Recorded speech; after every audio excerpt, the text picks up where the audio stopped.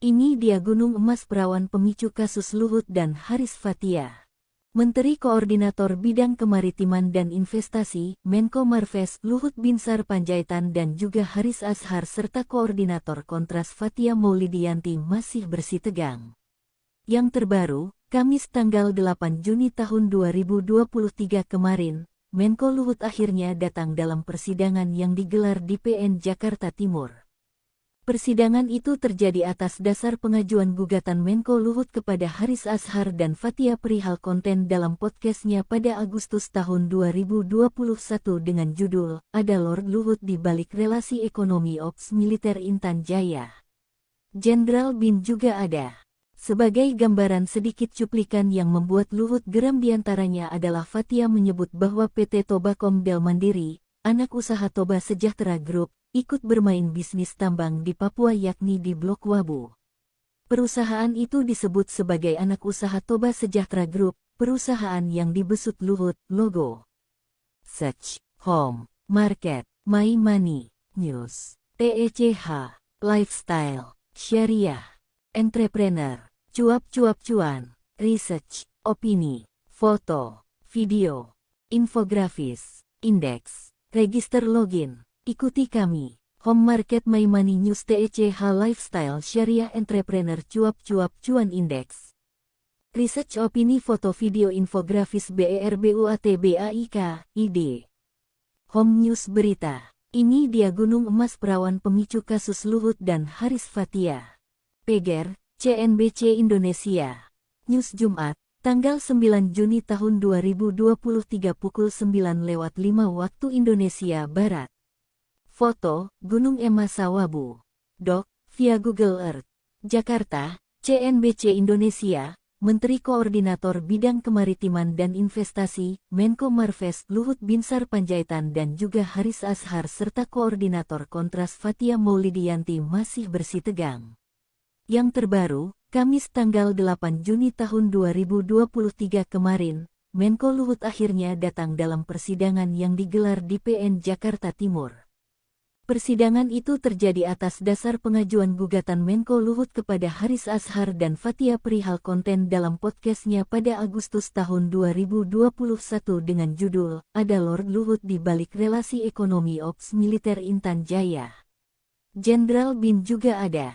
Sebagai gambaran sedikit cuplikan yang membuat Luhut geram diantaranya adalah Fathia menyebut bahwa PT Tobakom Del Mandiri, anak usaha Toba Sejahtera Group, ikut bermain bisnis tambang di Papua yakni di Blok Wabu. Perusahaan itu disebut sebagai anak usaha Toba Sejahtera Group, perusahaan yang dibesut Luhut. PT Tobakom Del Mandiri ini direkturnya adalah Purnawirawan TNI namanya Paulus Prananto. Kita tahu juga bahwa Toba Sejahtera Group ini juga dimiliki sahamnya oleh salah satu pejabat kita, namanya adalah Luhut Binsar Panjaitan, LBP, The Lord Luhut. Jadi Luhut bisa dibilang bermain dalam pertambangan-pertambangan yang terjadi di Papua hari ini, kata Fathia dalam video tersebut.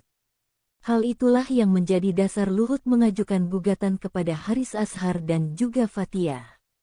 Nah, yang terbaru dan berlangsung dalam sidang gugatan tersebut, Luhut memberikan pernyataan mengejutkan bahwa Haris Azhar sempat ber-WhatsApp Ria kepadanya dan meminta kepada dirinya untuk mengurus saham suku adat di Timika, Papua itu. Yang mulia, saya itu sebenarnya sampai hari ini juga belum mengerti kenapa saudara Haris seperti itu karena kami ber-WhatsApp. Saya bisa tunjukkan pada yang mulia beberapa waktu kami ber-WhatsApp Ria. Dia minta saya untuk membantu misalnya mengurus saham dari apa, suku apa, di mana, di Timika, yang mereka bilang beres, itu semua baik-baik saja sampai pada Maret urusan saham begitu, kata Luhut dalam persidangan, dikutip Jumat tanggal 9 Juni tahun 2023. Atas pengakuannya itu, Luhut pun lantas menunjukkan hasil percakapannya dengan Haris Azhar kepada hakim persidangan. Berkenaan dengan permintaan pengurusan saham tersebut, Luhut juga meminta stafnya untuk mengecek bahkan sampai mengontak CEO Freeport. Saya juga telepon Freeport jawab CEO-nya ini kan suku mana dulu, karena kita perlu klarifikasi karena banyak sekali suku yang mengklaim misalnya mengenai kepemilikan saham, tandas Luhut. Sayangnya Luhut tidak tahu detail, berapa saham yang diminta Haris Azhar untuk diurus kepadanya. Tapi kalau saya nggak keliru saham berapa persen, jawab Luhut. Mengenal Gunung Emas Perawan Blok Wabu. Wilayah Papua memang kerap menjadi sorotan publik, selain karena konflik militer dengan kelompok bersenjata, tak dipungkiri tanah Papua ini menyimpan harta karun yang luar biasa. Salah satu perusahaan tambang raksasa yang telah menggali harta karun di Papua ini yaitu PT Freeport Indonesia. PT Freeport Indonesia telah lebih dari 50 tahun menambang di tambang Grasberg, Papua. Kontrak karya pertama Freeport ini ditandatangani pada tanggal 7 April tahun 1967 saat era Presiden kedua Soeharto menjabat. Luasnya area tambang Freeport, yakni mencapai 212.950 hektar memicu pemerintah untuk menarik sebagian wilayah tambang Freeport. Alhasil, pada awal Juli tahun 2015 Freeport secara resmi mengembalikan wilayah operasi tambangnya ke pemerintah Indonesia. Dengan demikian, luas tambangnya berkurang menjadi 90.360 hektar. Adapun salah satu blok tambang yang dikembalikan Freeport ke pemerintah Indonesia yaitu Blok B. Bekas Blok B tambang Freeport inilah yang kini dikenal dengan Blok Wabu.